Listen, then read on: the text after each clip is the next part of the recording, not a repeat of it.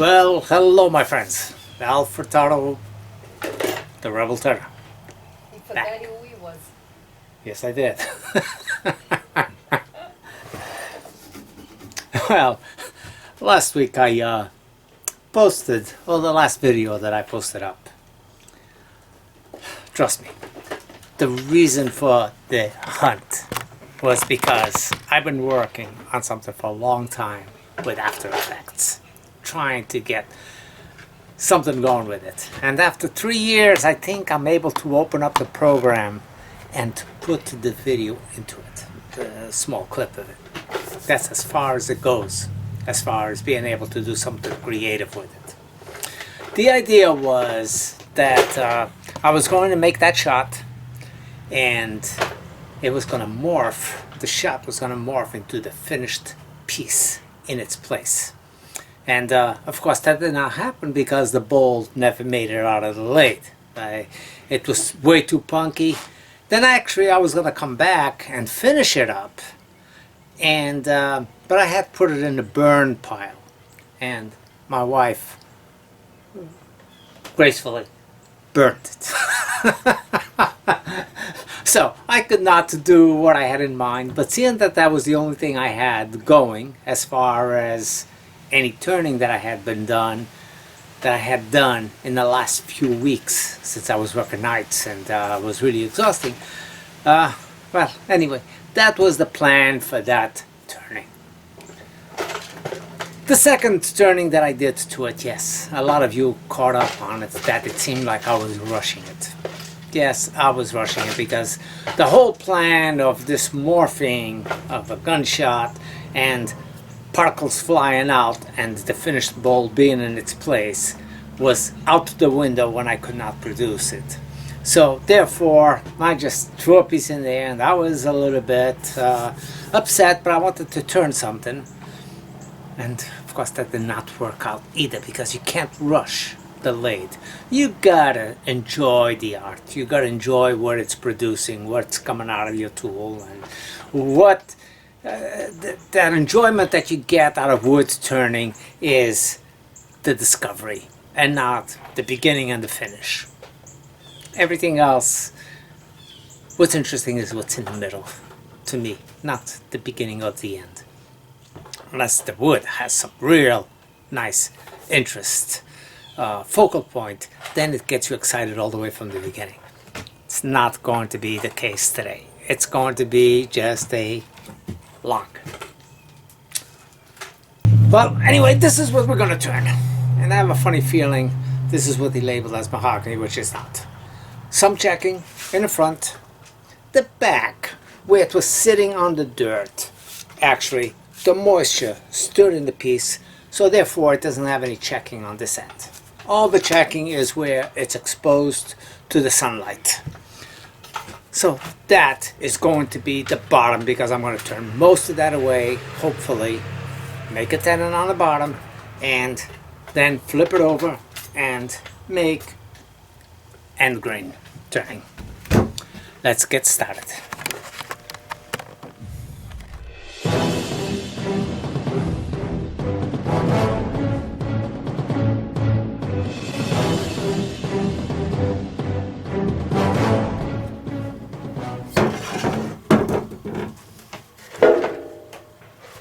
I'm going to start this off with my 5/8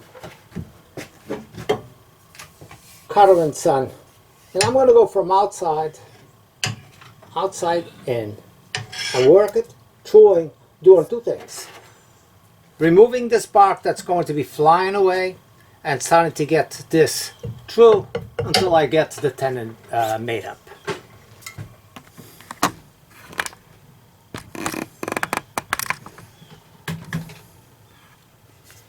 Speed, something this size, I'm going to start it off about 300 RPM and see how that goes.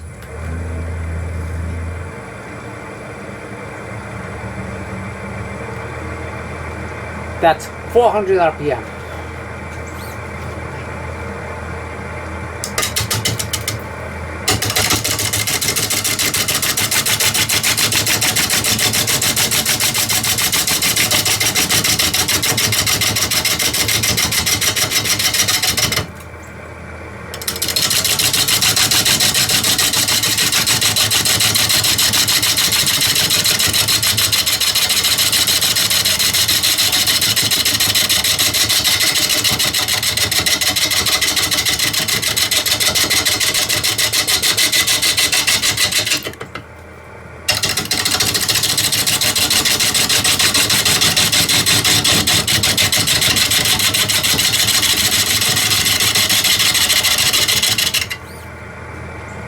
Now this is a beautiful tool, but it does require sharpening every once in a while. It hasn't seen the sharpening in a long time. I'm going to give it a crisp, nice edge and continue with this.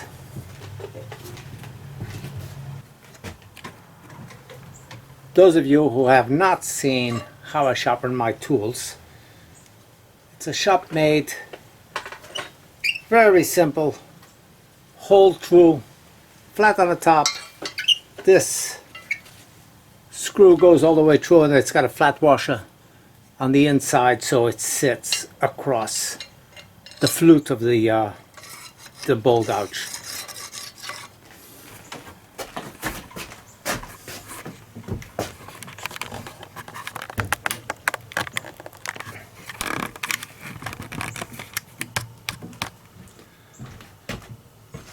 So I got this arm set for the angle that I got, and don't ask me what angle in degrees this is, because I really believe this is customized. It should be customized to the individual person.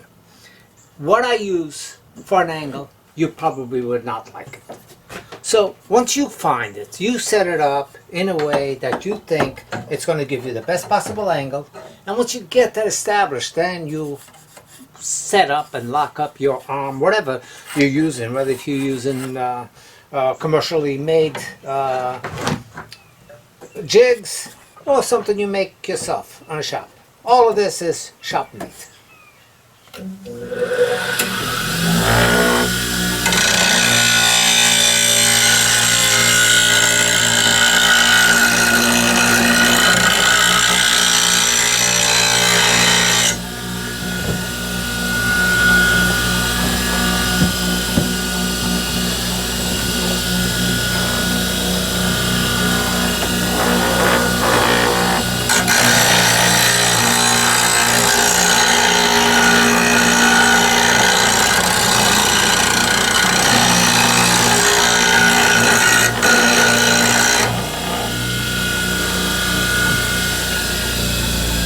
And that, my friends, is a pretty sharp edge. This won't require another sharpening for a long time. So let's try that again.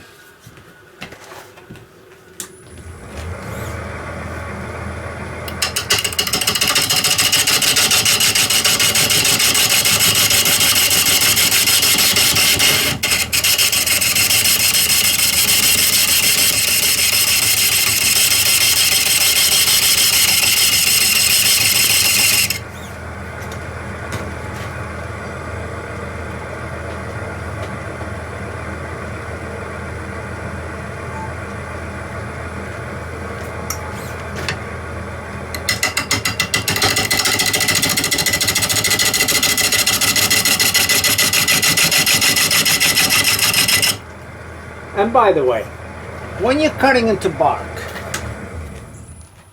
dry, hard bark like this, it's one of the worst things on your tool.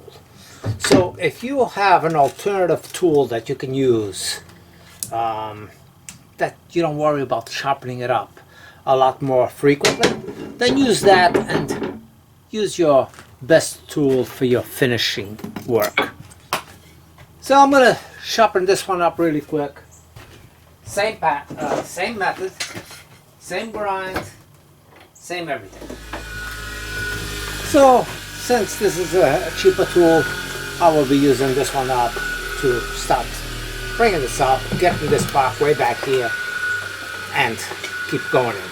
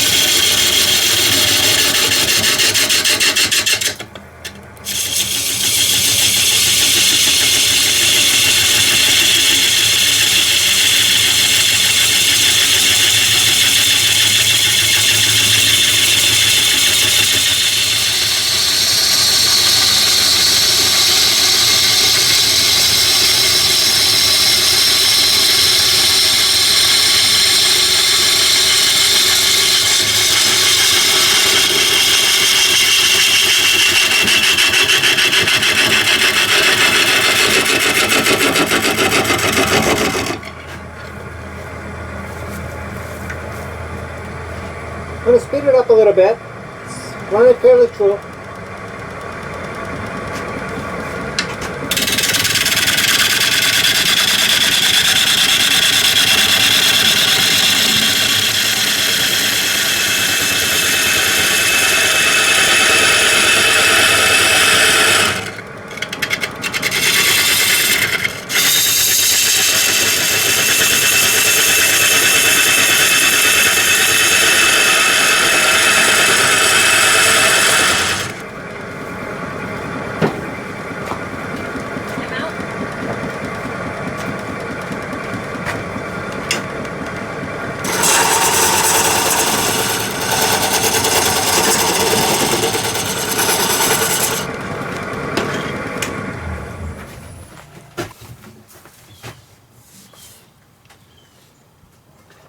So anyway, got a tenon made up.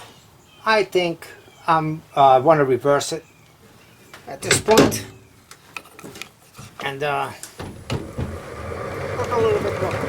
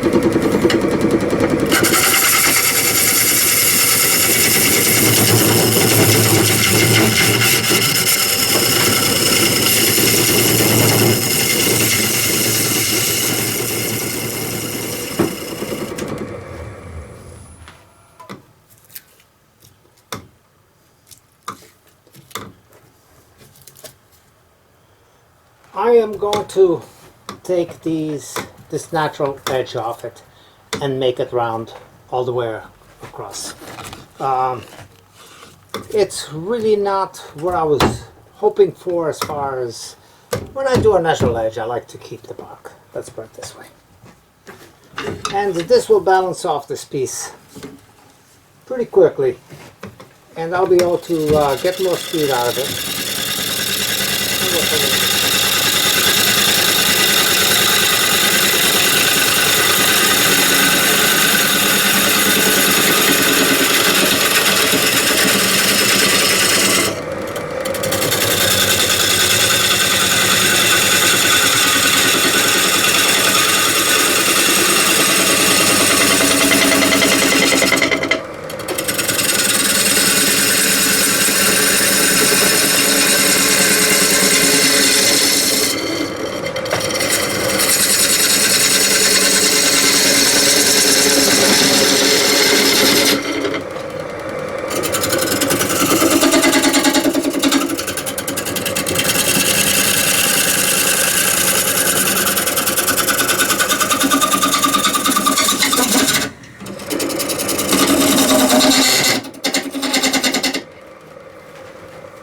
Now, I look at it and I decide what I want to do.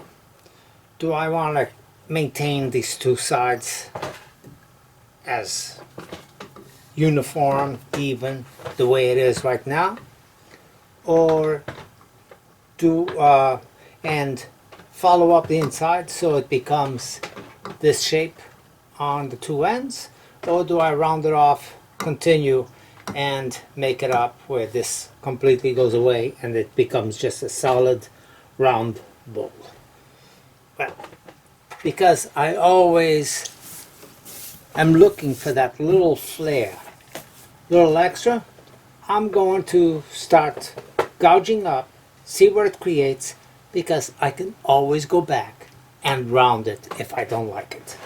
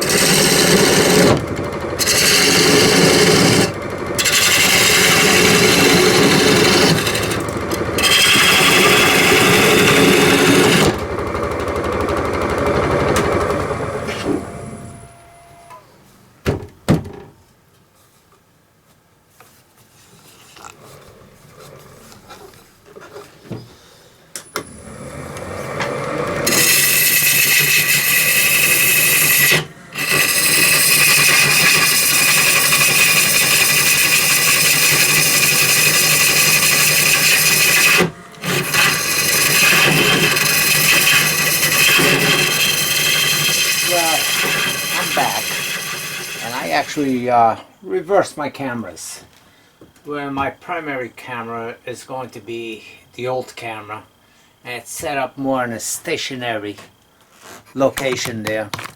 I mean, I can still move it up, down, that sort of stuff. And it's wired up with my monitor, where I have this one. I can move it all over the shop and get the full range of where it needs to be. This camera is going to be giving me the visual of wherever I'm doing anything, even working on my grinder, so I can show you more often what I'm doing when I'm grinding, or also allow me to work on my bandsaw, my radial arm saw. The whole shop is going to be visible with this one, and I'm not restrained with having to the camera hooked up to the monitor anywhere. So that's how basically I'm going to keep it up, and I'll be able to get some overhead shots, whatever I need with this camera.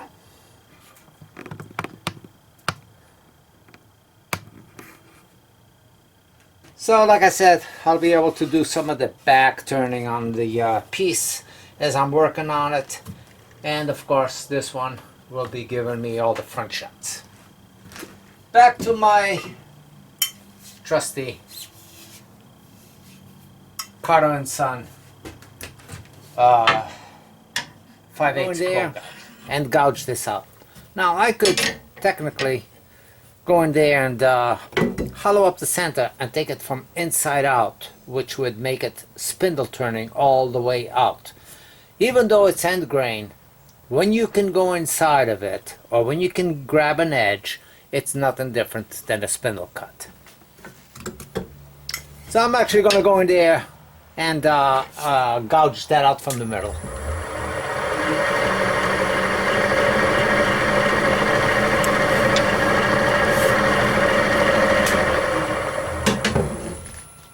Make sure this is still tight, because the wood is somewhat wet and it does have a certain amount of shrinkage.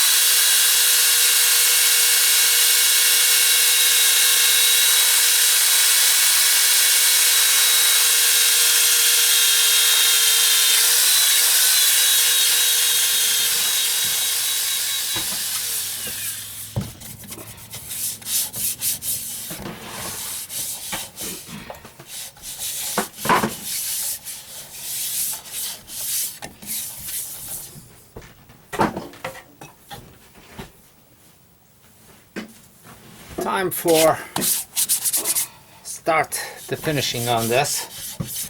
I'm gonna go with the Yorkshire grit. The sanding, this is end grain. End grain is a little bit harder to sand, but the rewards are worth the extra effort.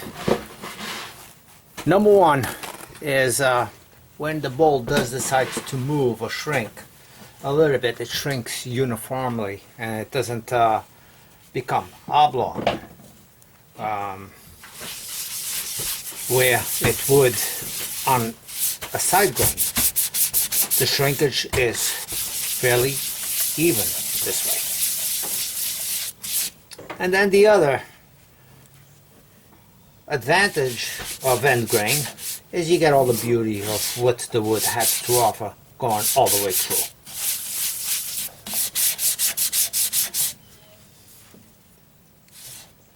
So if you have some knots, like this particular case, growing out, it will show coming from the center of the piece outwards.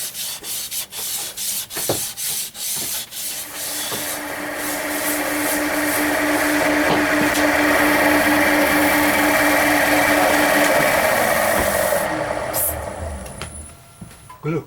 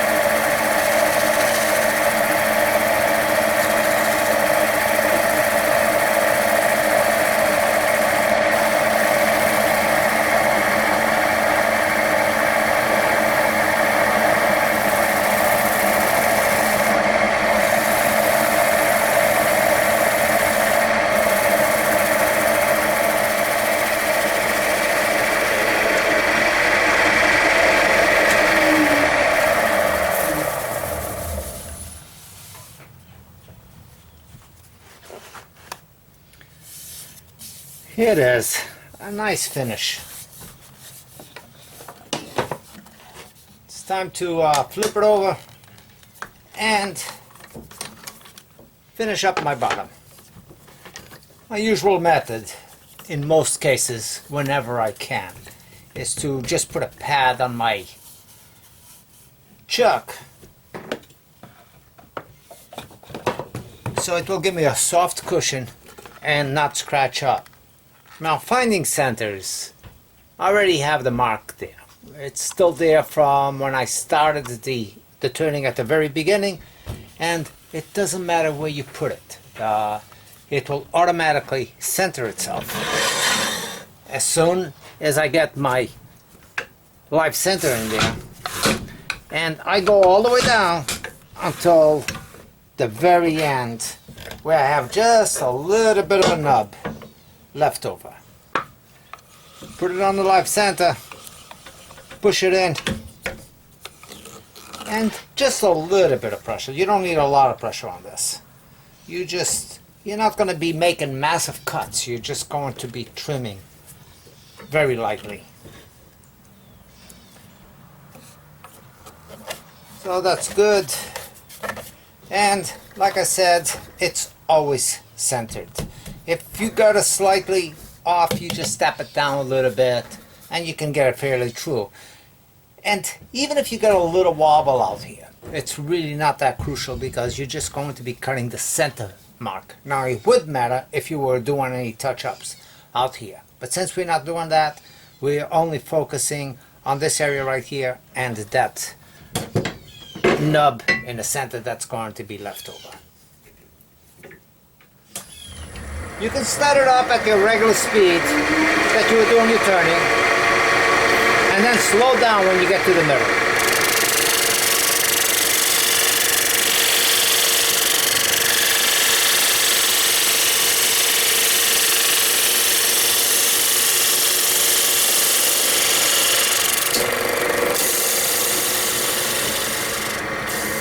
About to lose it. You can see the wobble is getting a little bit more aggressive.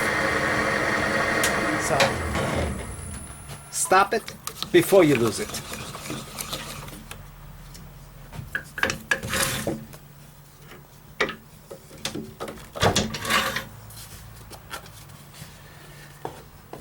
And even though I still got quite a nub here, you can tap it off, or you can use your 80 grit sandpaper disc, whether if you put it inside your chuck or put it on your drill, and that will actually grind off fairly quick.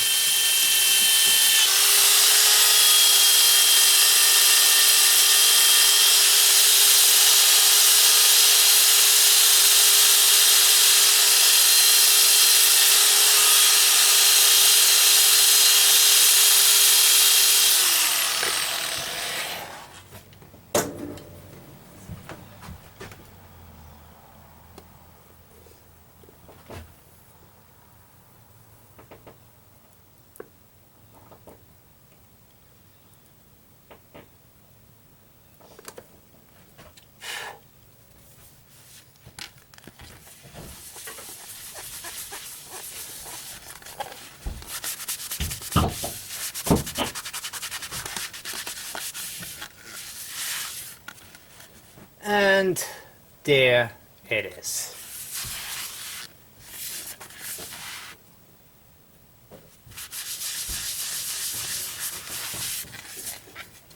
A lot of times I come out here and I turn something, and for one reason or another I don't finish it. For example, I have this huge bowl that I started a few weeks ago, and I left it alone. Just did not apply a finish to it, and so seeing that I'm here,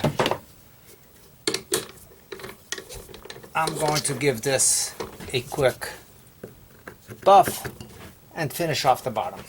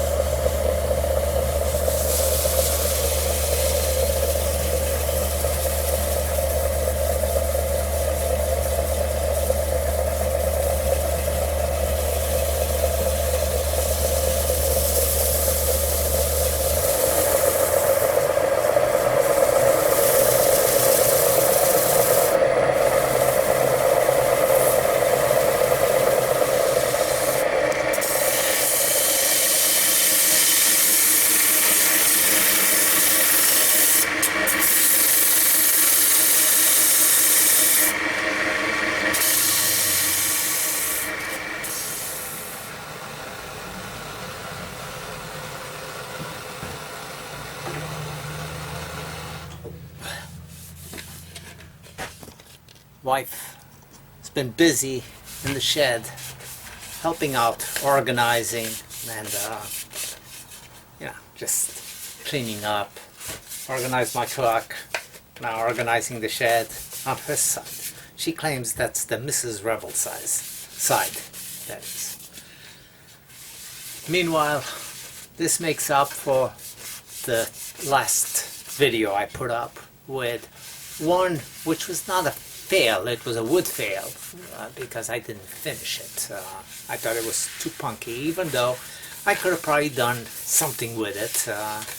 And actually, after the fact, I came back out here. I was going to finish it up with my initial thought, but I had put it in my burn bucket, which I do get occasionally, pieces or leftovers and stuff like that when I'm cutting them up on the bandsaw, and I just put it in there and I let my wife put it up in a burn pile.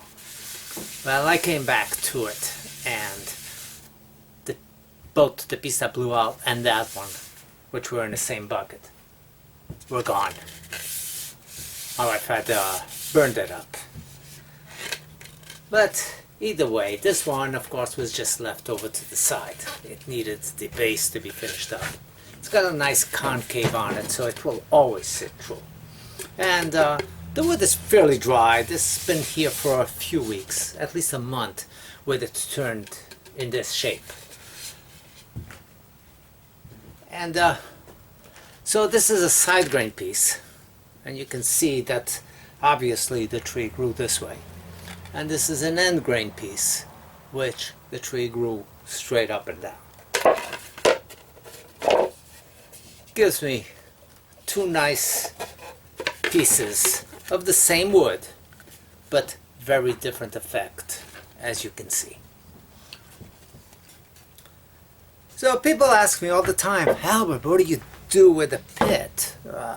You know, I was always told that you're supposed to remove the pit when you cutting blanks, making up blanks. This is what I do with the pit. I leave it there. And if it has little bits of check marks like this one, it adds to the character. It does not take it away. So I would never cut out the pit on something like this. Well, number one, you can't do end grain turning of a whole log if you cut out the pit. That defeats the whole purpose. But I don't mind those hairline checks. I think that they add to the character, not take it away. So with that beautiful checking that's going in there, this beautiful knot that's growing outwards both inside and out, this makes the piece. If it didn't have that, it would just be another piece, another bowl. So which one would you rather have in your place? That's how you look at it. Well, thanks for watching, and we'll see you again. I know that not every time I come out here is going to be a blowaway, but I'm not afraid to show it. Everybody, you know, a lot of people comment on my videos when I show that it's been not a success. And the majority of the people do say, well, I'm glad to see that you also have fails.